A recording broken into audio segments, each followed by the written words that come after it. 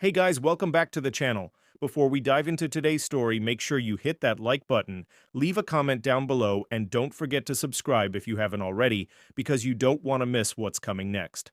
Alright, let's get into it. I still remember the night as though it happened just yesterday. The air inside our bedroom was thick with tension, and yet neither of us had intended for it to begin that way. My husband, Daniel, had just gotten home from work. Tired, shoulders slumped, but his eyes lit up when he saw me. "Hey, beautiful," he whispered, leaning down to kiss me as I sat on the couch, scrolling through my phone. His lips brushed against mine, tender at first, but then deepening, hungering.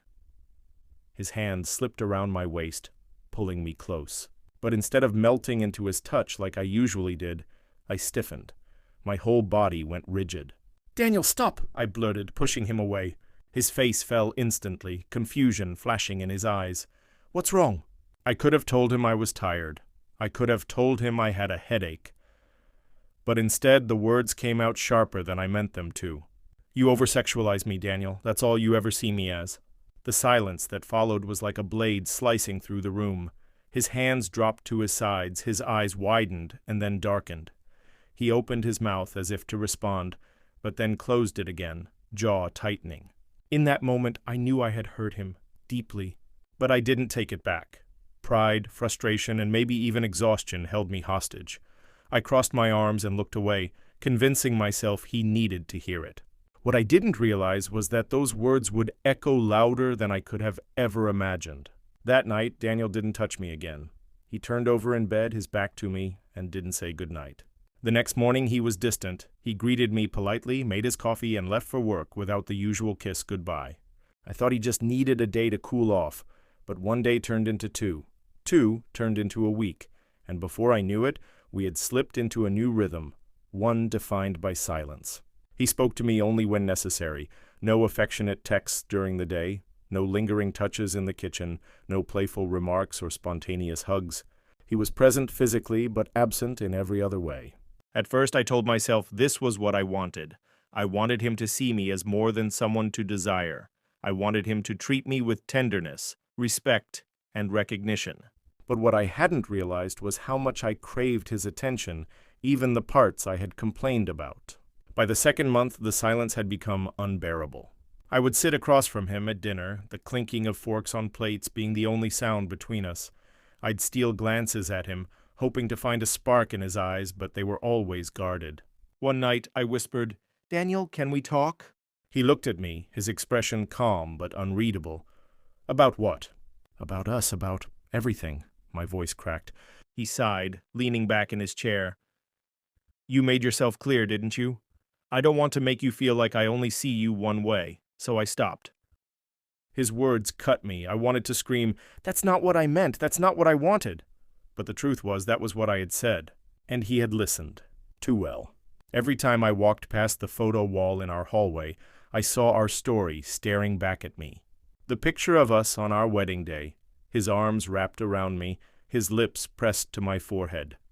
The photo from our trip to Santorini, where he carried me on his back because I twisted my ankle, but still wanted to see the sunset. The countless selfies of us laughing so hard our faces blurred. Daniel had always loved me with a fierceness that scared me sometimes. He adored me, not just my body, but me. And now I had reduced all that love to a careless accusation. It was late one night in the third month when I finally broke.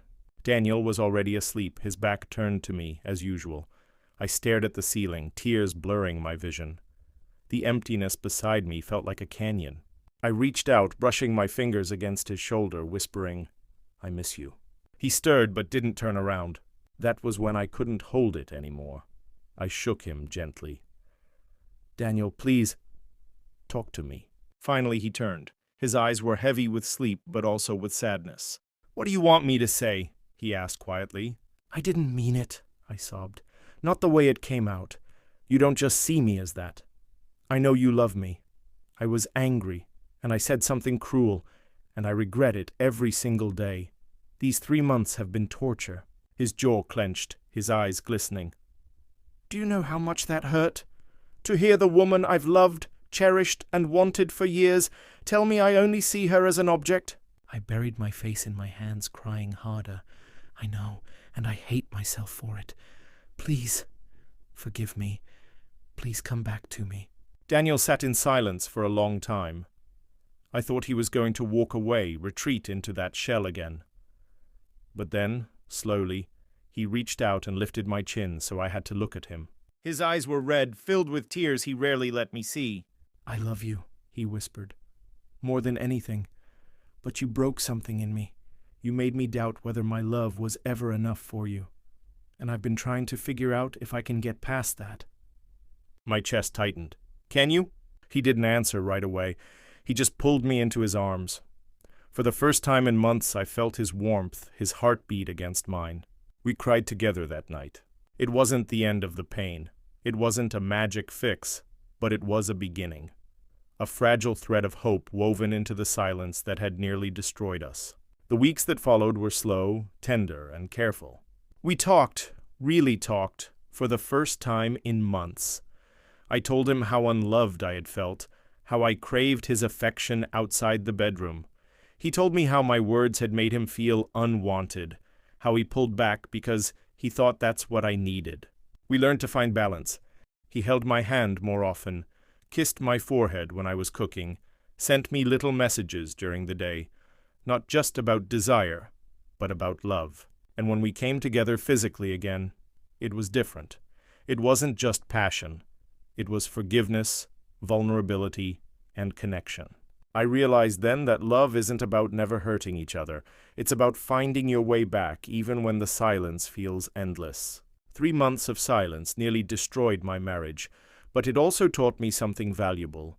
Words can wound deeper than we imagine, and pride can keep us in the dark far longer than necessary. Daniel and I still stumble, still struggle to communicate perfectly, but now we face it together with gentleness. Because love, I've learned, isn't just about desire. It's about choosing each other, even in the silence. And for that, I'm endlessly grateful. Thanks for watching, guys. If you enjoyed this story, make sure to give it a big thumbs up. Leave your thoughts in the comments. I'd love to hear what you think. And don't forget to subscribe for more stories like this. Hit that notification bell so you never miss an update. See you in the next video.